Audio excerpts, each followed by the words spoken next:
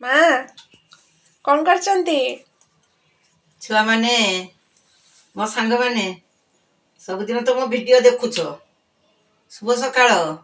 ଶୁଭ ସକାଳରେ ମୁଁ ଯାହା କରେ ସବୁଦିନ ତ ଆମ ଘରେ ଜୁସ୍ ତିଆରି ହୁଏ। ଆଲମଣ୍ଡ ପଡ଼ିଥାଏ ପାଣିରେ ରାତିରେ। ଆଲମଣ୍ଡ ଆଉ କିସମିସ୍ ସମସ୍ତେ ଖାଇସାରିଲେଣି, ମୁଁ ଏକୁଟିଆ ଲାଷ୍ଟରେ ଅଛି। ଆଉ ମୁଁ ଖାଇବି ଆଉ ଜୁସ୍ ପିଇବି। ଉଷୁମ ପାଣି ପିଇ ସାରିଲିଣି। ଆଉ ତାପରେ କିନ୍ତୁ ଆଜି ଗୋଟେ ମୁଁ ଏକ୍ସଟ୍ରା ଜିନିଷ ବନେଇଛି, ଆଉ ଗୋଟେ ସିଝା। କାରଣ ଡାଇବେଟିସ୍ ନା, ସବୁବେଳେ ତେଲ ମସଲା ଠିକ୍ ନୁହେଁ।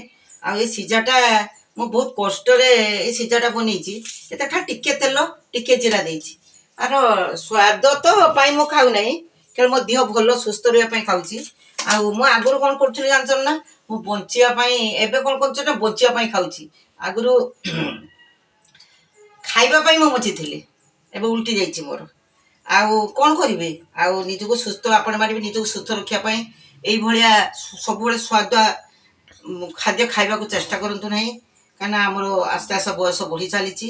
ଆଉ ମୁଁ ଏଥିରେ ପକେଇଛି ଅମୃତଭଣ୍ଡା, ଟିକେ ବିଟ୍, ଟିକେ ବୋଇତାଳୁ, ଗୋଟେ ବିଲାତି ବାଇଗଣ, ବୁଟ ମୁଗ, ଗଜା ଆହୁରି ପକେଇଥାନ୍ତି। ମୁଁ କହିଲି ନା ଏତେ ଆଉ କ'ଣ ଦରକାର ହେବ, ପୁଣି ରୁଟି ଖାଇବି କେତେବେଳେ।